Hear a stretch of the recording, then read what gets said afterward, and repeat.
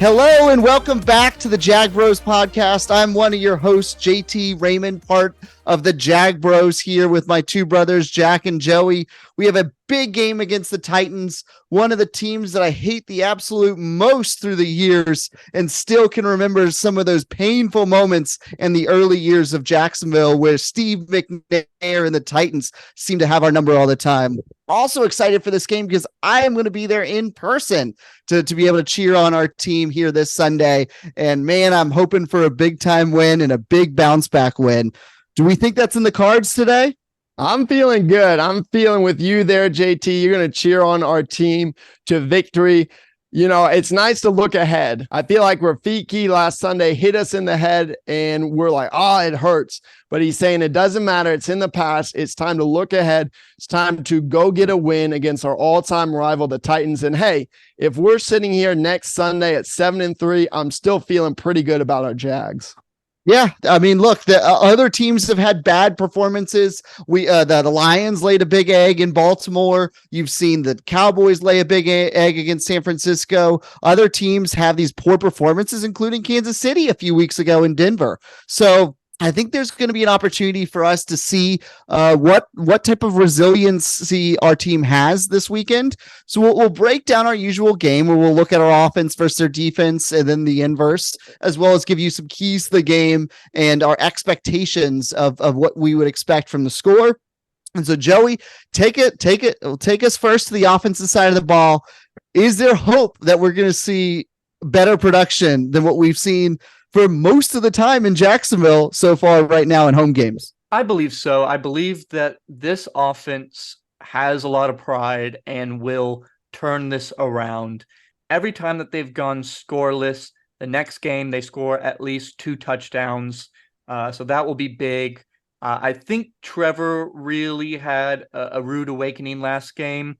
He had one last year after the Denver game, and that's kind of when he turned it around. And so we need last game to be Trevor's turnaround. Whatever it is to turn that light switch back on and get to where we know and seen him play. He needs to totally wipe the memory of last game. He was sleepwalking or whatever, make up whatever excuses, but it's over with. It's done. You're still 6-3, Trevor. Lead this team, lead this offense, get the motor going, and start off with early touchdowns. Yeah, Trevor said in his press conference that, hey, the 49ers game was probably the worst game in my NFL career. And in some ways it probably was. 3 turnovers, less than 200 yards, less like a 15 QBR rating and a sub 50 regular QB rating. Like it was really a poor performance from Trevor. He looked like he was seeing ghosts half the time. But to your point, Joey, he does seem to bounce back pretty well, and the Titans are not going to be that tough. Last year, they were the number 1 run defense, and they were an above average pass defense. This year, they're more average in just about every single category. If you look from third down defense, pass, rush, sacks, any of those things, they're in that 10 to 20 range. So we will see worse defenses than the Titans, but we are not going to see anywhere near the level of skill at the front 7 or in the back that the 49ers gave us with last week. So you should see this offense start to impose their will more in this game, or at least we hope to see that happen. It's a good call out by both you guys. To me, this matchup is all about the Jaguars offense. Yeah, the Titans are sitting here at 3-6. The only thing going for them is they have been competitive in pretty much every game. So I don't necessarily think this will be an easy game. Their defense is about middle of the road in every category. They did trade away one of their starting safeties at the trade deadline. So I do think you're seeing a Titans team already look ahead for the future, but you also know this is a big rivalry game. They're coming off a brutal loss as well, 20-6 against the Buccaneers. So the last thing the Jaguars, especially the offense, can do is overlook or get overconfident in this game. And hey, I want to go ahead and say, look, I called out Calvin Ridley in the last episode, and prove me wrong. Prove me wrong. Go out and dominate the Titans on Sunday. Yes, you're right, Jack. The Titans notoriously play us well. And even though that this hasn't been their season and they're already looking forward, don't think they're not going to want to come out and punch us in the face. They see weakness in the chain of armor right now, and all they want to do is hang their hat on they beat the Jaguars this season. So we need to make sure that we do not overlook them. They're going to play super hard against us, but this is a least talented, probably secondary that we've seen. They are 32 right now, worst in the league in interceptions, with only 3 interceptions on the year. They're giving up quite a few yards, so Trevor really needs to take advantage of that lack of secondary that they have and just start gunning the ball, and not east to west, north to south. Start going down the field, start using the middle of the field, attacking this defense and attack them fast. I think if we come out quickly, we can get them to roll over. But if we let them hang around, then they will play us very hard. Yeah, Baker Mayfield had 280 yards and 2 touchdowns last game. And I think one of the most frustrating things, at least from statistically for Trevor, is he's played now is midway through his 3rd season. He's only had 2 games where he's had 300 yards and 3 touchdowns or more, against Baltimore last year and against the Cowboys last year. So it's right around this time last year that you start to see some improvement in Trevor. I think that's what we would love to see. I would love to see multiple touchdown game, a game where Trevor's throwing for 280 yards or more. And I think it's very doable for the Titans, because Baker literally just did this to them last week. Which is crazy that right now Baker Mayfield has a better statistical year than Trevor Lawrence. So that needs to change immediately, ASAP. So Trevor, get your act together, get the team fired up. I don't know who it is, whether it's Trevor, Coach Peterson, Press Taylor, somebody on this offense needs to light a fire under them, because they have too much talent to go in here and struggle to score touchdowns against the Titans. A couple of things I want to see from the offensive side of the ball. We called it out last episode. I'd like to see some shuffling on the offensive line. Personal preference would be Ezra Cleveland at left guard and Walker Little at right tackle, but I would settle for Ezra Cleveland just playing at guard. Not just preference. Ezra Cleveland has to start. I don't care what has to happen. Please, please, please let Ezra Cleveland start. He is the only guard that we have that actually plays guard. Shatley is a center. Walker is a tackle. Ezra Cleveland is a guard. He plays guard. He does it well. Don't make a mistake and don't play him. Hey, I agree with you, Joey, but I look, if Walker Little plays left guard, are we losing this game? Maybe. I'm gonna say probably not. Hopefully not, I guess. Hopefully not. I agree with you. Yeah, Ezra Cleveland should be the one that's starting at minimum, and would like to see Walker Little resume right tackle, because I think he played that position very nicely at times, both this year and last year. And then I think this has to be a game that you see bounce back for everybody. Jacksonville to be able to exert their dominance on this side of the ball, which hasn't happened very frequently. And in a game that I'd like to see ETN involved more in the passing game. I'd like to see a little bit more Dearness Johnson in this game. And we said this last week too, but I don't need to see Tank Bigsby take any more snaps offensively in the rest of the year. You want to know something that I kind of realized recently is this offense hasn't looked good at all this year. Not even in the preseason when Trevor had his chances at drives, the offense still sputtered and looked bad in the preseason. We thought that maybe they'll get it together in the regular season, but those woes have transferred over into the regular season. And I'm not saying that we need to sit Trevor or whatever, but the only time this offense has looked good is with Nathan Rourke as in at quarterback. Relax. Nathan Rourke looked good. I'm not saying that we need Nathan Rourke starting, but what was the offense doing during when Nathan Rourke was happening? Because third and fourth string guys. Yeah, guys that aren't even on NFL rosters anymore. And don't forget that we actually cut Nathan Rourke at first. We were able to just sign him back to the practice squad. And so, I think one of the biggest lessons we learned from the preseason is that you can't trust all these guys that showed great flashes against third string guys. So yeah, no, like relax on that take there. Yes, this should be a game that Jacksonville's offense bounces back, but it's not going to be a game where it's going to be handed to you because the Titans are at least competent enough on defense to make you earn it. Yeah. And so a couple of guys to watch, especially you guys called out some great points on our offensive line. I think we do hopefully see some shuffling in the starting lineup. So Jeffrey Simmons for the Titans has 4.5 sacks. Landry has 5 sacks. Autry has 6 sacks. So they're a decent pass rush, but not an amazing pass rush team like the 49ers. So you shouldn't see more than 1 or 2 sacks, hopefully, for the Jaguars if the offense is rolling. But I want to take us now to our defense lining up against the Titans offense. So you will see Will Levis under center, rookie out of Kentucky. This is his 4th NFL game. He had, of course, that amazing first game and has cooled off. You'll see a split backfield of an aging Derrick Henry.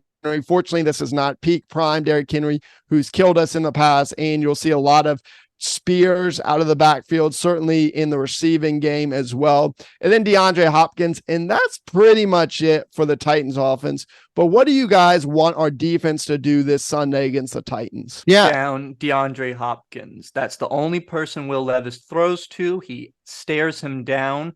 Watch him and pick the ball because that's who he goes to. Yeah, I mean, he tries to force feed DeAndre Hopkins. He's been averaging about 10 plus targets every single game. And the first game, when there was no film on him, when they played the Falcons, DeAndre Hopkins had 3 catches for like 150 yards and 3 touchdowns. And so that kind of speaks to what Will Levis is. And I remember watching him at Kentucky. He's a guy who throws a lot of passes behind the line of scrimmage, and then he throws a lot of deep balls, and he throws the deep ball pretty well. He's very, very inaccurate and not very good in the intermediate stuff. He's not very good at all over the middle. And so what you're probably going to see him do is a lot of sideline to sideline stuff and a lot of plays that are he will do, my guess, somewhere between 5 to 7 throws beyond 30 plus yards, whereas most quarterbacks in the NFL are probably averaging kind of 2 to 4. And so what I would do defensively, play a too high shell, make sure you always have help over the top with anybody, especially Hopkins going deep, and then play press the wide receivers, because they're going to want to do a lot of east-west screen games. This is exactly what the 49ers did to like shut down a lot of our east-west screen games. The 49ers pretty much said, nope, we're not going to let you have the dump off pass to Ingram in the flats that he then turns upfield for 7 to 10 yards. And so take that away, and this Titans team is really pretty anemic. And that's what we saw against against the Buccaneers last week, where the Titans were only able to get six points and looked pretty pedestrian on offense otherwise. That's a great call out, JT, of the comparison of what the 49ers did against us. So Mike Caldwell, take notes, steal that game plan, and let's do the exact same thing against the Titans, because this is an offensive line that has a lot of problems. Just the left tackle position on the Titans has given up 14 sacks this year. That's more than several teams, their entire offensive line has given up. And so the Titans currently have given up the 4th most sacks in the league with 33. Again, just a nut stat. The Giants have given up 54 sacks already. But the pass rush has got to be big. You got to put pressure on Will Levis, force him to make mistakes. And what I want to see is our defense roar back. We were the number 1 team in taking the ball away. We got 0 against the 49ers. That needs a change. We need to have a great game on defense, turning the ball over left and right. Will Levis will turn over the ball, and Will Levis will be sacked. Like those are traits that he had in college, and these are traits that he seems to have in the NFL too. He holds on to the ball for a touch long, and some of it makes sense when he's always hunting the deep ball. This is a great chance for our defense to tee off. They're going against the Titans, who are 0-5 on the road. They are 28th in points scored per game with only 17. Their yards per game is 24th in the league, and their pass yards per game is also 24th in the league. So you are facing one of the bottom rung offenses in the NFL. You need to shut this offense down, clamp it up, lock it down, and show everyone that you're still a dominant defense, because we have seen it. There have been flashes. We have seen it. You've done it in almost every game. There's only been really 2 games that you didn't show up, and that was for the 49ers and the Houston Texans. So show up this game and lock them down and make it easier on our offense that is still somehow trying to figure things out in week 11. Yes. And to the Jaguars listening right now, the key is you cannot get overconfident. This is a game that the Jaguars should win on paper, but the game is not played on paper, because I'm having flashbacks right now to a lot of what we were talking about before the Texans game, week 3. We were saying this should be a bounce back game after a disappointing loss to the Chiefs week 2. This isn't a great offense. CJ Stroud has been sacked the most out of any NFL quarterback. And what does our defense do? It gets torched. We never touch Stroud, so we can't come in and be overconfident. I do agree that this can be a statement game, but only if we're giving 110%.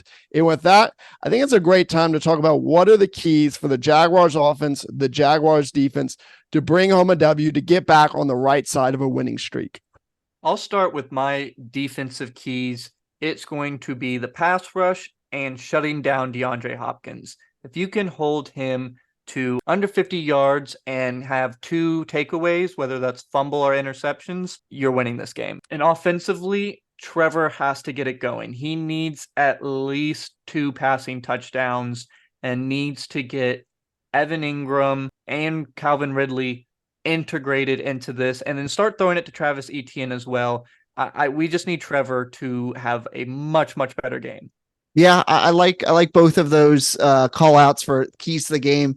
And look, there's a difference between a key to the game and what I would like to see. I'd love to see Trevor get 300 yards and 3 touchdowns. But realistically, on the offensive side of the ball, I think you just have to get 20 points.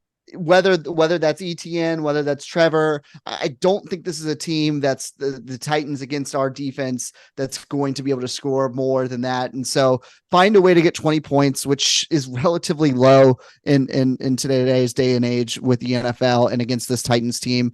But I think that's the important thing on offense. And then defensively, I think you want to see 5 times of either a sack or a turnover. So if we have 5 sacks and 0 turnovers, that stat hits. If we have 4 turnovers and 1 stat, that's what I'm seeing. I think you just need to have 5 big time plays on defense. And if we're doing that, then we avoid the situation that we had against Houston, where we let CJ Stroud play in a nightgown and the defense really did nothing and completely no-showed the game. So I think if you see that, we're going to win the game 9 times out of 10 in both cases. Yes. Make Levis play like a rookie instead of where we made CJ Stroud play like an NFL MVP.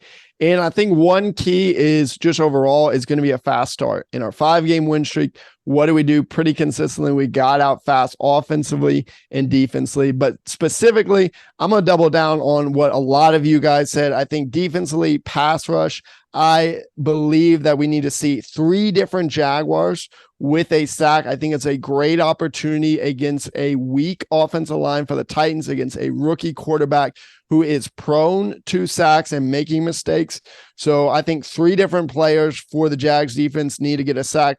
And offensively, look, I just don't have a ton of faith in our offense right now. The only guy I have 110% faith in is ETN. And so I agree with you guys that ETN needs to have a big game. I think he needs to have over 130 yards, and I think he needs 2 touchdowns because I don't know who else can score right now. So big game for ETN. If you're a fantasy football player, to me, he's a must start, and go ahead and expect 20 plus points from him on Sunday. Let's go. Well, I have ETN in one of my leagues, so I'd be excited if that happens. And so let's shift gears to the score predictions of the game. Now, Vegas has us a 6.5 point home favorite in this game. What do you guys have? I'll go ahead and get us started. Look, I don't love this game in a lot of ways. Again, on paper, it should be a win. We're favored by more than a touchdown. And I think this is where hopefully our offense gets it rolling. I just don't have faith in it. And I think we rely on our defense a ton. And I think our defense comes through in a big way, holding the Titans to just 12 points. Look, the Titans can't score a lot of touchdowns. They are third lowest in the league with only 13 touchdowns. I'm going to go ahead and call it out. And I'm going to say, I don't think the Titans score a touchdown the entire game. So they get 4 field goals. And our defense makes a few big plays, and our offense does just enough to squeak by and get a 17-12 victory. I have the Titans kicking 3 field goals and getting 1 garbage time touchdown after the game's kind of already over for the Titans to have 16 points. And I believe that we come out ahead by 11 points and score 27 for a 27-16 victory for the Jaguars. I believe that the defense is going to come up big. They're going to give us a lot of short fields that the offense can take advantage of. I think Travis Etienne is going to find the end zone again this week. And then I'm hoping and praying that Evan Ingram can finally find the end zone. Please. Start looking for him, Trevor, in the end zone. And I think we get 2 field goals. Yeah. So 3 touchdowns, 2 field goals, 27 points to 16 for an 11-point victory. I'm ready for JT to give us a blowout victory for the Jags. JT, is it going to happen? I would love to, but we never blow out. Well, I think we maybe blew them out once, but we rarely blow out the Titans. And this offense doesn't feel like they can blow out anybody that's not named the Colts right now. So I think we're going to hit my number exactly. I think our offense is going to have 20. And a secondary stat to keep your eyes on from a defensive perspective is I think we need to make sure that they have 2 plays or less that are 30 yards or longer. And so I do think the Titans will get a big touchdown. We've been prone at times to give up big plays defensively. And so I think they get 1. And I like your score, Joey, of 16. I think it's going to be 16-20. The Jaguars do not cover and look very ho-hum on offense for the most part. Again, and probably a little bit frustrating where it feels like, man, this should have been a 31-16 type of game and we should have blown them out. But for this reason or that reason, we finished with 20, and it's a game that you have to stress out and sweat out a little bit toward the end. So both of you have the offense still humming throughout this game. So when do you think that the Jaguars can turn it around, or will they turn it around on offense this season? I think they are who they are for the most part. You might see a slight improvement from time to time, and maybe you get that amazing, like everything's perfect and we quit turning the ball over in the red zone and we actually convert on touchdowns in some situations where we have a perfect game. But I think we are who we are. Yeah, I agree with that. Although I believe there is always hope. To quote the great Dumber and Dumber, you're saying there's a chance, even if it's 100. And the reality is, I could be totally wrong. I've missed predictions. I'm about the same record as the Jaguars at 6-3, calling somewhere they won. I mispredicted. And so I'm not saying that they don't come out in a big way. And the reality is, and we just learned this in the baseball season, if you can get hot at the right time, it doesn't even matter. If you make your way into the playoffs and you can get hot, anything can happen. So the Rangers just won their first World Series ever. So the reality is it can still happen for this season. My head says it's most likely not going to happen until we make some big changes, but there is always, always, always a chance. And that is why we love football. It's why we love sports. It's why we believe in the Jacksonville Jaguars. If I were to say, hey, what's the most optimistic case for the Jaguars offense? I think it's Zay Jones coming back. And because if you remember a couple seasons ago with Dak Prescott had CeeDee Lamb and Amari Cooper and Gallup and several different options, as soon as either CeeDee Lamb or Amari Cooper were out, the offense looked drastically worse. And then when you have all of the weapons in, they were like a top 3 NFL offense. And so we haven't gotten to see too much of the time where all of our guys are healthy and playing, but that's the only scenario where I see the Jaguars taking that leap forward. Well, with that, we will see. So you have 3 predicted victories from the Jag Bros, definitely different scores. A call out for, we believe it's going to be a strong game from the defense. And then we're split on whether or not the offense is going to rebound and have a big game. But hey, we'd love to hear from you. So connect with us on Twitter or X at the Jag Bros. We always post our predictions. A lot of you guys jump in and share your predictions for the score. We have a lot of fun. We're going to definitely talk some trash to any Titans fans who jump in there as well. And we'll see what the end result is. JT, I know you'll be there cheering us on, and we would love to also get to hear from you just on your thoughts on the podcast. And so give us a quick, if you have a minute or two, a 5-star rating, a review. We love giving personal shout outs to you all. We love Jags Nation. We love Duval, and we're ready to get this team back on the win streak again. Let's go win 1, 2, 3, 4, 5 more games in a row. Let's get it rolling starting this Sunday, 1 p.m. Eastern, 12 p.m. Central in the bank. It's time to lock it down for real. It's time to bring home the victory, Jaguars. Duval.